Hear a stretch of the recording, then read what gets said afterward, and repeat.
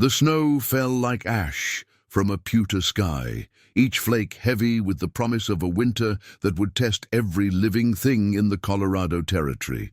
Samuel McKenna pulled his coat tighter as he guided his horse through the narrow canyon, the animal's breath forming white clouds in the bitter air. 3 days of tracking had brought him here, following the trail of rustlers who had stolen half his herd. The shot came without warning, echoing off the canyon walls like thunder.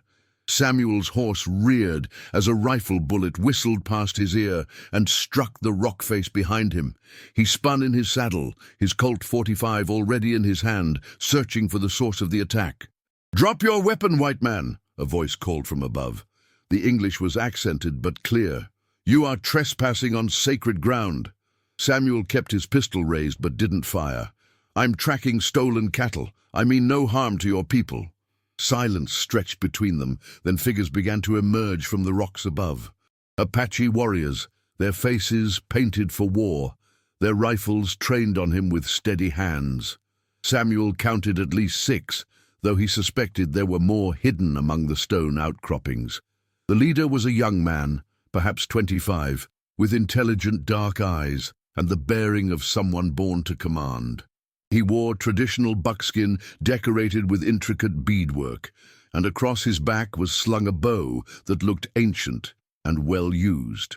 "I am Tall Wolf," he said, his rifle still aimed at Samuel's chest, "war chief of the band that hunts in these canyons. You say you track stolen cattle, but I see only a man with a gun riding through our winter camp." Samuel slowly holstered his pistol, keeping his hands visible. "Samuel McKenna.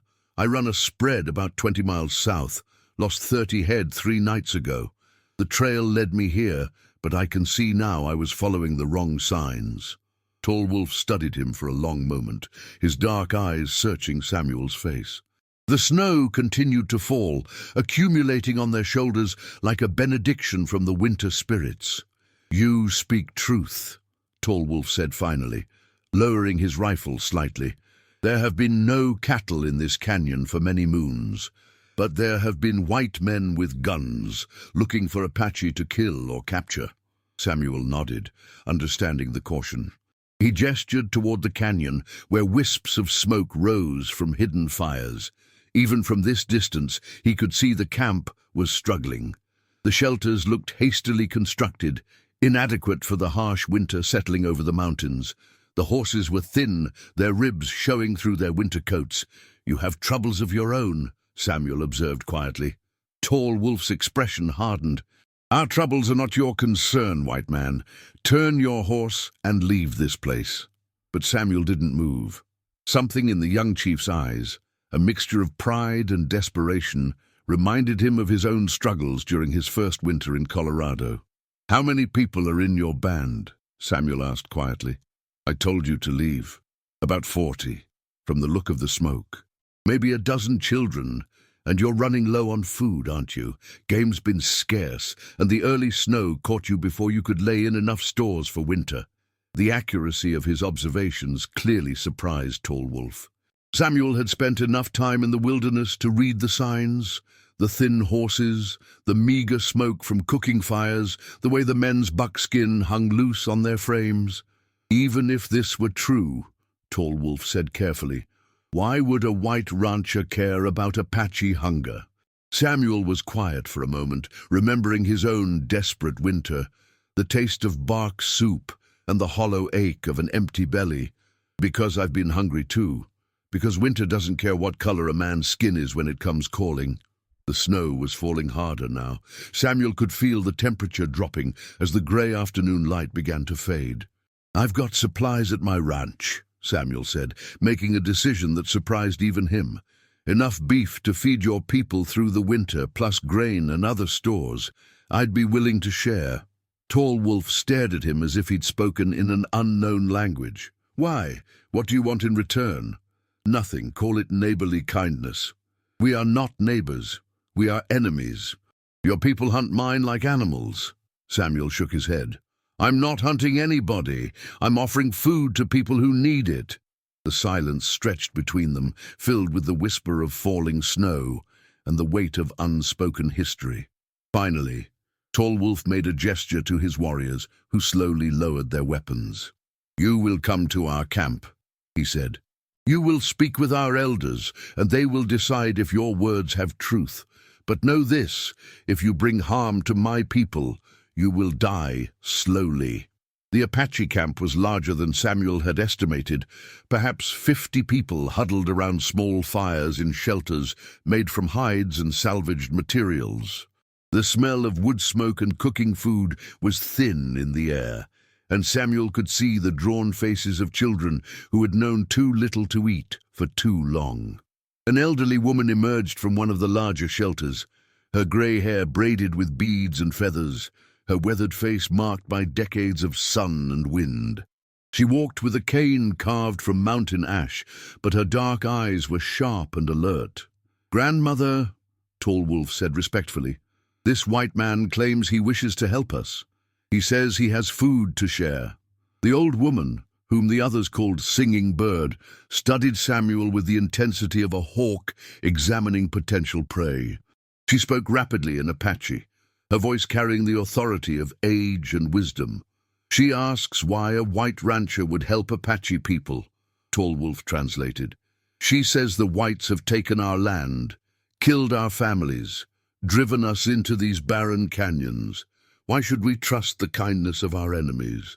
Samuel addressed himself to the old woman, though he knew Tall Wolf would have to translate. "Tell her that I understand her suspicion. Tell her that I've seen what hunger can do to good people, how it can break the spirit as surely as bullets break the body. I have food that I can spare, and winter is coming hard. That's reason enough." After listening to the translation, Singing Bird hobbled closer and placed a weathered hand on his chest, just over his heart. She spoke a single word in Apache, then turned and walked back toward her shelter. "She says your heart speaks truth," Tall Wolf said quietly. "The council will meet tonight to discuss your offer." That evening, Samuel sat by a small fire, sharing a meager meal of rabbit stew with Tall Wolf and several warriors. As the night deepened, Samuel began to understand the desperate situation the band faced. They had been driven from their traditional hunting grounds by the army, forced to winter in this barren canyon with inadequate supplies. "We have maybe 3 weeks of food left," Tall Wolf admitted. "After that," he shrugged, the gesture eloquent in its hopelessness. "My offer stands," Samuel said quietly. "I've got enough beef to feed your people through the winter, plus flour, beans, and other supplies." The council met in Singing Bird's shelter, and Samuel could hear the rise and fall of voices as the elders debated his offer. Finally, near midnight, Tall Wolf emerged with an unreadable expression. "The council has decided.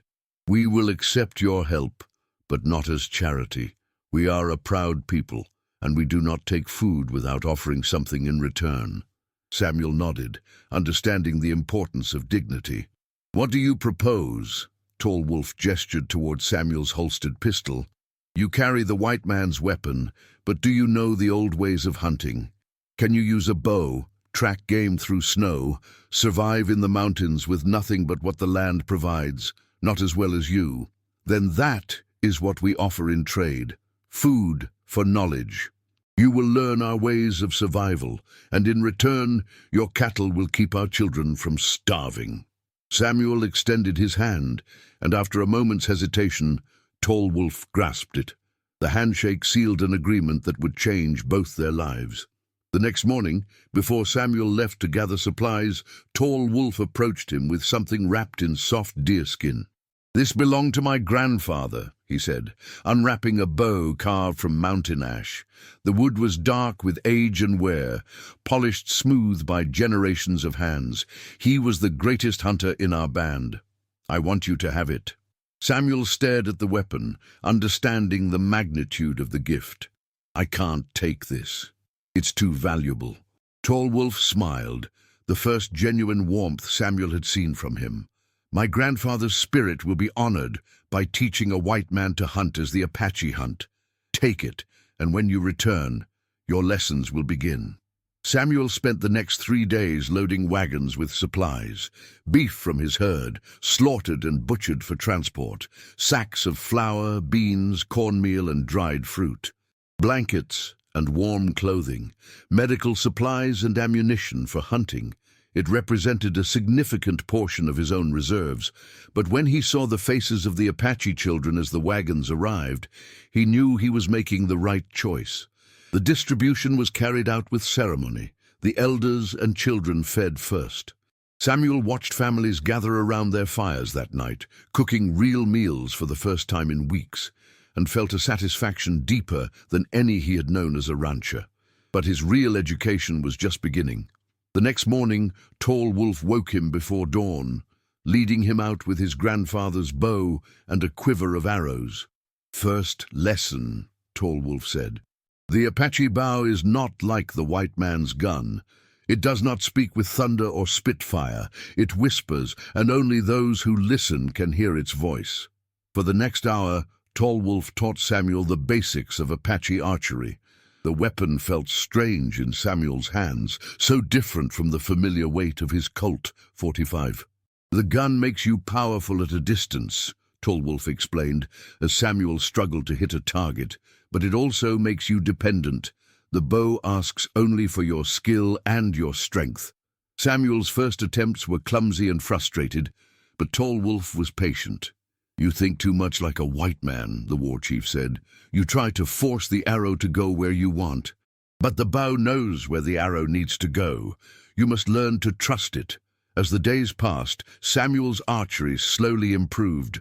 Under Tall Wolf's instruction, he learned to feel the bow's rhythm, to release the arrow at the perfect moment when his body and the weapon were in harmony. But archery was only part of his education. Tall Wolf also taught him to track game through snow, to move silently through the forest, to become invisible among the trees. "The Apache hunter does not take life carelessly," Tall Wolf explained as they followed deer tracks. "Every animal that dies feeds the people, and we honor that sacrifice. We take only what we need." Samuel began to understand that he was learning more than hunting techniques. Tall Wolf was teaching him a philosophy, a way of living in harmony with the natural world. As winter deepened, Samuel found himself spending more time in the Apache camp. He brought fresh supplies every few weeks, but increasingly he was there to continue his education. The people began to accept him as more than just a provider of food. He was becoming a student of their culture. During a severe blizzard, Samuel proved himself when a hunting party became lost, including 2 of Tall Wolf's cousins. Samuel's knowledge of the terrain proved invaluable, guiding the search party to a cave where they found the missing hunters, cold and frightened, but alive. The rescue cemented Samuel's status in the band. That night, Singing Bird approached him with a necklace made from bear claws and turquoise. "She says you have earned the right to wear this," Tall Wolf translated. "It belonged to her husband, a great warrior. She says his spirit will guide your arrows true." Spring came late, and with it came army patrols searching for Apache bands. Colonel Marcus Brennan led the largest patrol, questioning merchants about Apache activity. When Brennan confronted Samuel in town, suspicion was clear in his pale eyes. "Funny thing, McKenna. We've had reports of someone trading with Apache bands. You wouldn't know anything about that, would you?" Samuel met his gaze steadily. "I trade with whoever has something I need. But I haven't seen any Apache in months." That night, Samuel rode hard for the canyon, warning the band that soldiers were active. The news was received with grim resignation. "We cannot stay here," Tall Wolf said. "Brennan's reputation is known to us. If he finds us, he will kill us all." Samuel offered to guide them to safety in the high mountains, along trails he had discovered during years of hunting. The band began preparations to move, but Samuel knew that helping them now would mark him as a traitor. The move began before dawn, Samuel leading them along hidden trails through narrow defiles and secret valleys. The journey was harrowing, especially for the elderly and children. Singing Bird, now in her 70s, struggled with the difficult terrain, and Samuel found himself helping to carry her. It was on the third day that Brennan's cavalry caught up with them. The attack came at dawn, rifle fire echoing through the canyon like thunder. Samuel found himself fighting alongside Apache warriors against his own people, using the bow Tall Wolf had given him. The battle was brief, but fierce, the Apache outnumbered and outgunned. Samuel was crouched behind a boulder when he saw Tall Wolf go down, a rifle bullet catching him in the shoulder. Without thinking, Samuel left cover and ran to his friend, arrows whistling around him. "You have to get the people out," Tall Wolf gasped, pale with pain and blood loss. "Take them to the high valley. There are caves there." The fighting continued, but gradually the Apache resistance collapsed. Too many warriors were dead or wounded. Colonel Brennan's voice called for surrender. Making a decision that would brand him as a traitor forever, Samuel stood up and walked into the open, his hands raised but his grandfather's bow still clutched in his fist. "Colonel Brennan," he called out. "I'm Samuel McKenna. I believe you've been looking for me." Brennan emerged with his rifle trained on Samuel, his expression showing surprise and satisfaction. At last, the Apache lover himself. Samuel walked closer, stopping about 20 feet away. "These people are under my protection, Colonel. They're not hostiles, they're refugees." Brennan laughed coldly. "Protection? You're a rancher, McKenna, not a soldier." "Maybe not, but I'm making it my right. These people fed me when I was hungry, taught me skills that saved my life, welcomed me as family when I had none." Brennan's face darkened with anger. "You're talking like a traitor, McKenna." Samuel looked around at the Apache faces watching him. "Maybe the side that makes war on women and children isn't the side I want to be on anymore." Brennan raised his rifle, aiming at Samuel's chest. "You've just confessed to treason. The penalty for that is death." But before he could pull the trigger, another voice cut through the tension. "I wouldn't do that if I were you, Colonel." A man in a blue uniform emerged from the rocks above. Not a soldier, but a U.S. Marshal with a distinctive federal badge. "Marshal Frank Morrison," the newcomer announced. "I've been tracking this band for 3 weeks, not to arrest them, but to escort them to a new reservation in Montana, one where they'll be safe from trigger-happy colonels." Brennan's face went purple with rage. "You have no authority here, Marshal." Morrison smiled coldly. "Actually, Colonel, I have a federal warrant that supersedes your military orders. These Apache are refugees under federal protection, and Mr. McKenna here has been acting under my authority as a civilian liaison." Samuel stared in amazement as Morrison continued. "There's been a change in policy, Colonel. Washington has decided that the Apache situation requires a more diplomatic approach. I suggest you withdraw before you find yourself on the wrong side of a federal investigation." Eventually, federal authority won out. Brennan withdrew his troops, leaving behind only threats and humiliation. "You've got brass, McKenna," Morrison said afterward. "Walking out there took real courage." "What federal protection? What civilian liaison?" Morrison chuckled. "As of about 5 minutes ago, you're officially a federal scout and interpreter. The paperwork's a little retroactive, but it'll hold up." The journey to Montana took 3 weeks, traveling slowly to accommodate the wounded and elderly. Samuel rode alongside the band, his grandfather's bow across his saddle and the bear claw necklace marking him as family. When they reached the reservation in Montana, Samuel was amazed by what he found. The land was rich and fertile, with good water and abundant game. The government agent seemed genuinely committed to helping the Apache rebuild rather than simply containing them. It was during the first week that Samuel discovered something that would change his life forever. Among the Apache families was a young woman named Ayanna, whose name meant Eternal Blossom. She was Tall Wolf's sister, a skilled healer who had been caring for the wounded during their journey. Samuel had noticed her during the trek, struck by her quiet competence and gentle care of the injured. But it wasn't until they were settling in that he truly saw her. really saw her as more than just another member of the band. "You are the white man who became Apache," she said in careful English when he approached. "My brother speaks of you with great respect." Over the following weeks, Samuel found himself drawn to Ayanna like iron to a magnet. She was everything he had never known he was looking for. Intelligent, compassionate, strong in ways that had nothing to do with physical power. Their courtship followed Apache customs, with Tall Wolf serving as Samuel's guide through the complex rituals. "Among our people," Tall Wolf explained, "a man must prove himself worthy not just to the woman, but to her family, to the entire band. You have proven your courage and loyalty. Now you must prove your commitment to our ways." The test came in the form of a traditional hunt, where Samuel would provide meat for Ayanna's family using only the bow and skills Tall Wolf had taught him. For 3 days, he tracked a large elk through the Montana wilderness, finally bringing it down with a perfect shot. When he returned with the elk, the entire band gathered to welcome him. That night there was a feast, and Ayanna's father approached Samuel with a serious expression. "You have proven yourself as a hunter," Grey Eagle said through translation. "But my daughter is precious to me. If you wish to court her properly, you must understand what you are asking." "I'm asking for the honor of your daughter's hand in marriage," Samuel replied. "I know I'm not Apache by birth, but I've learned your ways, accepted your customs. I love your daughter." Grey Eagle studied him for a long moment.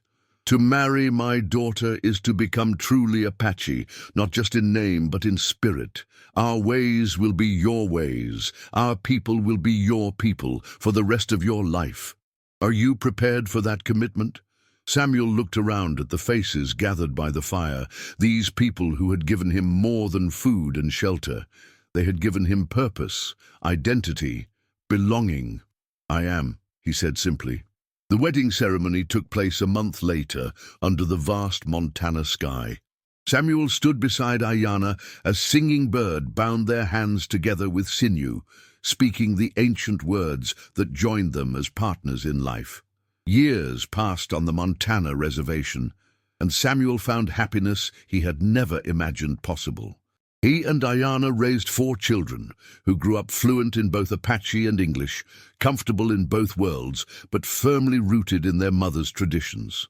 Samuel served as liaison between the Apache and the federal government, helping establish schools and preserving traditional practices. The bow that Tall Wolf had given him became a symbol of that preservation effort, teaching archery to young Apache men and passing on the spiritual philosophy that went with it. When Singing Bird finally passed away, she left Samuel her husband's war club and medicine bundle, possessions that traditionally would have been buried with her. She called him the bridge between worlds and charged him with keeping the Apache spirit alive. On a crisp autumn morning, 40 years after he first traded his gun for a bow, Samuel sat watching his grandchildren practice archery in the meadow. Ayanna settled beside him, her hair now silver, but her step still strong. "What are you thinking about?" she asked. Samuel smiled, feeling the weight of Tall Wolf's bow against the cabin wall.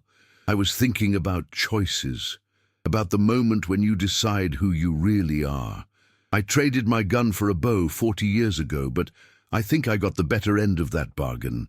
Ayanna squeezed his hand. "You saved us that winter, not just from starvation, but from despair." Samuel shook his head.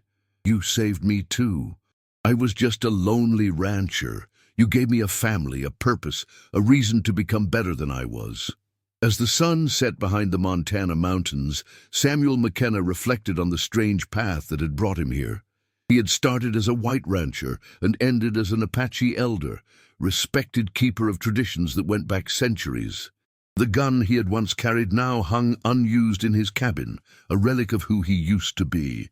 The bow had become something far more valuable, a symbol of wisdom gained, of barriers overcome, of love that transcended every boundary.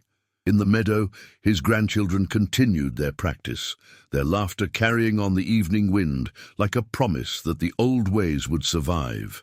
And Samuel McKenna, the white man who had become Apache, knew that he had found something worth more than all the gold in Colorado. He had found home.